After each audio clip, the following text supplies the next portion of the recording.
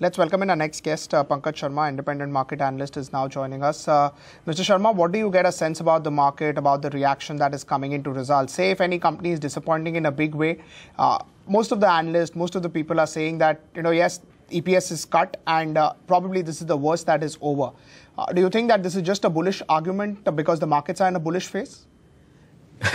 I think that's very correct, Pankaj, because this is what we've been hearing for last almost 3 years now. Earnings, always you talk about 12 months down the line and 18 months down the line that they will pick up, there will be strong momentum, but that has not materialized. If you see even individually a lot of stocks, you would find that there are two sectors which have not participated in this rally. One is IT and one is pharma to that extent. Even infrastructure performance is lackluster, it's not that great. But still, markets are doing so well. So in this kind of situation, you will always try to find arguments which are on the bullish side. So what do you say? You say that, okay, now we have seen that all the pain is over. We are not going to get more difficulties in the earnings. And that is something which is a natural argument. So I really don't blame the analyst and blame the market expert as such. But I think that it's a very, I would say, difficult argument to make when things are not doing so well fundamentally for a company, because you might have valuation argument. You might say that, okay, company might deserve to trade at 40x or 50x. That is a perfectly valid argument. But by tweaking the earnings estimate and saying that earnings is going to pick up to an extent that the current valuation is justified is definitely not a great approach. For example, like I remember very well from 2007, we had put out a report on ABB India, and we had put a earnings multiple of 45x, price target of almost 1875 rupees. This was an argument which was totally based on what is happening on the earnings. 2007, before that, 2004 to 2007, it was a 50% earnings CAGR. When we were extrapolating almost 35-40% earnings CAGR in next 5 years or 3 years, because that was the time when he has to put 3 years estimate. And we all know how it panned out. So believing that earnings momentum is going to get very strong from here on and things would look better is not going to work. You might always argue on the valuation that fine, I want to pay this much for a company and investors should be willing to pay a very high multiple for a good company and a quality stock. That's a valid argument. But tweaking the earnings and talking about the ramp up that might be possible in EPS is definitely not a great idea in my view. Right. What is the sense that you get about the market? The momentum is so strong. Do you think Nifty can go to the 10,000, 10,500 mark very easily? See, theoretically possible, because if you see the argument which we have been making, and this is the conversation we were having just now also, that from 86, 8700 levels, we are really not in a value zone. That was the zone when maybe a 15% lesser prices and 50% lesser index. But we are not in a value zone for quite some time now, at least the CY17. And when you are looking at how the market would do in next 6 to 8 months, if there is a strong momentum in terms of what is happening on the global markets and the support for emerging markets as such, I think it's very much possible. But can you justify that with fundamentals, and can you justify that with the earnings outlook? It's very, very difficult call. And I would not be in the camp where I would believe that the next 12 to 18 months would be so good because of political stability and because of the reforms momentum that we can justify any level for market. That is something which I'm not going to believe. But whether it is possible purely because of liquidity-driven trade and purely because of so much money flowing into the markets, yes, it is possible. But it's a difficult call to take, and I don't think that fundamentally you can do that. Right. In terms of markets, it's been driven by flows. It's been driven by a little bit of earning recovery that most of the stocks are seeing. So we've spoken about earnings. Can you talk about the flows? If flows continue, no reason to believe that markets will not go up? See, flows is a very interesting phenomenon. When you see that even let's say 2016 and once the Modi trade got over in the later part of 2014, in 2015 and 2016 we have seen that on the domestic side definitely the flow has been strong. There is a lot of new money that is flowing into equities, and we have to put this into the context of what are the investable options people have.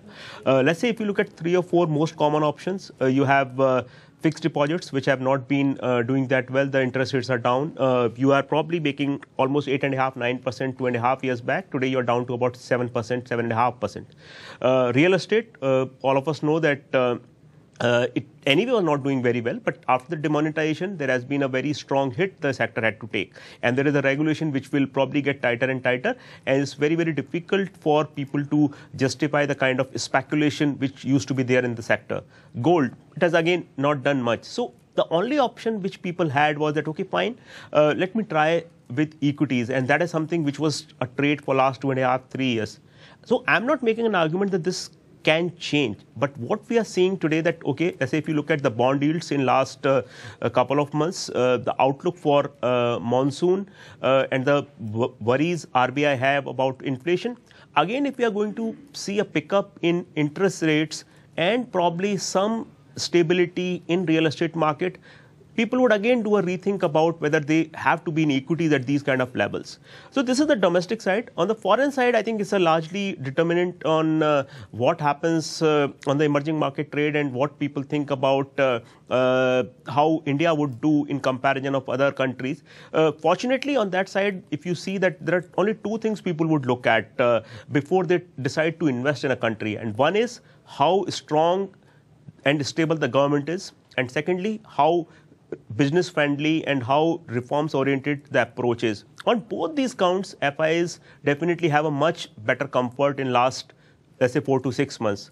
Especially the election results which have come in last couple of months, there is a more and more confidence among FIs that this government is going to stay, and there is a very realistic and strong possibility that even in 2019 this government will make a comeback.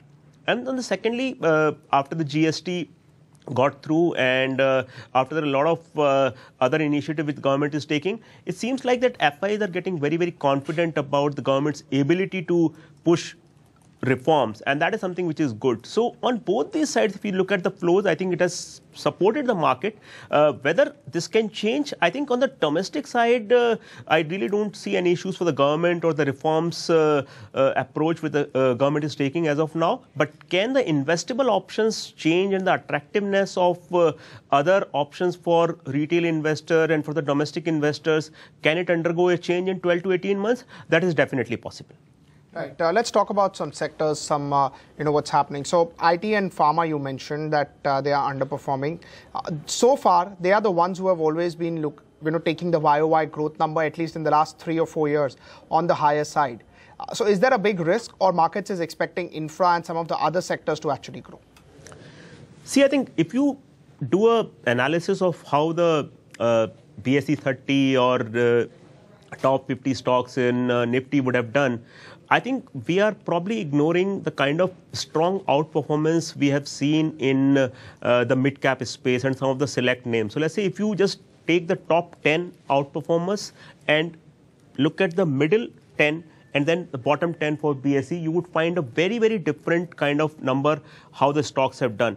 And that is something which is a very, very important factor in this trade, because when you have two very important sectors which are not doing well, IT and pharma, you are probably expecting that, let's say, for example, banks, the way banks have done in last maybe 6 to 12 months, for example, something like Yes Bank or even some of the PSU banks, you are building a lot of optimism in the trade that banks would probably do very, very well. And this is something which will help the indices in a broader way and the broader markets.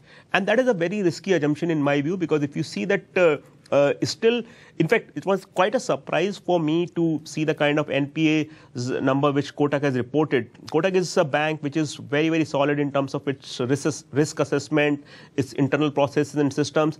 And to see an increase in NPA for that bank is definitely not a very welcoming thought, and it's not a very positive indication.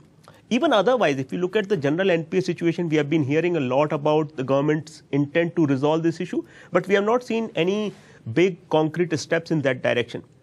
So my view, like all these sectors which have been probably being used by investors or probably being touted by investors as going to be the next big support for the market movement, I think is going to be a big challenge to find those opportunities, to find those sectors. But yes, in terms of the expectation now, nobody is talking about how our IT would perform and how pharma would perform. So probably you are basing your opinion and hope on things like infrastructure, autos, or maybe consumers in next 12 to 18 months that might support the further up move in Sensex and a further up move in Nifty. Right. Let's talk about some stocks as well. What is your call on L&T, BHEL, or maybe, how would you want to play the infrastructure? Any top picks that you have? See, I think in the broader infrastructure space, after what we have seen in the Adani pack, I am very positive on Adani ports, because I think that if you look at this stock, there are issues related with group, of course, after the verdict which came from Supreme Court and that went against Adani Power. We have seen a lot of correction in almost everything which is from that stable. But overall, I think that this business is a very, very solid, fundamentally sound business.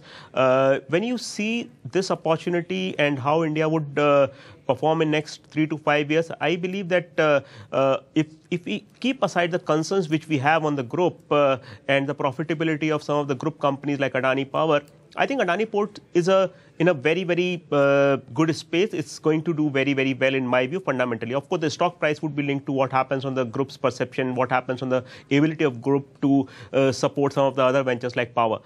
But as far as the capital goods and engineering companies are concerned, I think the good thing is that they have not really participated to an extent which we typically see. If you see last 10 to 12 years, whenever India does very, very well, there is a case that L&T would be the beneficiary and L&T does very, very well. So L&T as a stock has not done very badly, I would say, but has it done very, very well, or has it been an outperformer? The answer is no. So can the stock do better from here? I think it's a possibility, because there are a lot of changes in infrastructure space which we are seeing in from next 12 to 18 months perspective. And there is, I would say, at least some semblance of stability in oil prices. So the overseas market, which is almost 1/3 contribution for L&T in terms of its order book and revenue, I think that is going to be at least not getting worse from here on. So I think L&T is at a level where the stock is not super cheap, but can it do 20% from here in next 12 months? I think that is a realistic possibility. I'm not very, very positive on BHEL as such. The stock has done well, of course, in last couple of months, and also in terms of how people have traded the stock in last 6 to 9 months. And I think that there is a lot of optimism about what happens on the capex side, but if you see the falling tariffs in solar and the general outlook for power plants demand, for example, Coal India, it is being mentioned in media that Coal India has been asked to cut the production target for next year. Of course, it's a theoretical exercise. We are currently at about 550 million tons, and the expectation is that the company would do about 600 million tons in FY18. So in theory, it doesn't mean much, but the primary reason what is being highlighted behind this move is lack of demand from power plants, and that is something which is not good. So today, we are not using your capacity fully. Power plants are at 55-60% in thermal, and that utilization doesn't give you much comfort that people would come forward and order more power plants and order more conventional-based, coal-based and gas-based power plants, and that is something which makes me a little worried about BHEL. Right. In terms of Adani ports, say if the Adani Power will require fund infusion, right, in the future. If such losses continue, they would require fund infusion. Say if the management sells a little bit of stake in Adani ports, their promoter holding is 60-61%, and then infuse that. You think that is the time when investors will be convinced? Because everybody likes the business, everybody wants to own this business, but the concern is that how will promoter get fund for Adani Power? Yeah, I think that's an interesting possibility. My sense is that for management to come clean on what they want to do with the losses in power business. For example, Adani Power's debt equity situation, if you see, on a standalone basis, it looks very, very uncomfortable. And if there is more clarity in communication from the promoters and the management that how they want to run this business going forward and what they plan to do on such a precarious situation which the balance sheet is in for Adani Power, and whether they are going to use the funds from Adani Port. They have a very comfortable shareholding in Adani Port. They are not at a level which would make investors uncomfortable. Anything above 50% is good. And that sort of clarity, if it comes from promoters, if it comes from management, I think that would be very, very good for the pack in general, not just for Adani Port. And I believe that is something which is required in next 6 to 12 months. If there is more clarity and the investor get to hear the plan from the management, what they plan to do with the power business, I think that will be a very, very strong and supportive factor for the stock as such. Right. Do you think that happens? But whether I am 100% confident about the promoters' intent to come individual, because this has not been a problem which has happened just now. In last, let's say, 3 to 4 years, in fact, longer, I would say that Adani Power is in a situation where you are running a plant that is costing you a lot of money and it's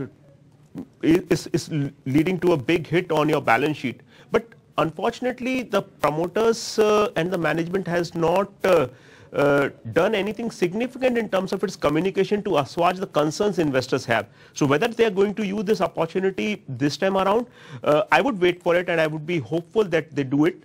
But whether I am 100% confident that they are going to spell out the plans and probably communicate much more clearly about the intent in next 6 to 12 months, I am not very, very confident, I would say, or I would say I would not 100% confident. Right. Just a word on ONGC as well. So last 8 years, there has been a constant decline in the profitability for ONGC. You think time has come to go overweight on some of these names? Reliance has done well. ONGC, would it be a buy for you? See, I think Reliance and ONGC are very cases altogether, because the primary concern people had about ONGC was not valid for the concerns people had on Reliance. Reliance, there were two things. One is that what happens on the investment which the company is making on the telecom venture, and when there is more clarity about the company's intent to not continue with the loss-making proposition in the telecom side, I think that has given a lot of comfort to investors. And you have seen, again, a very strong up move in a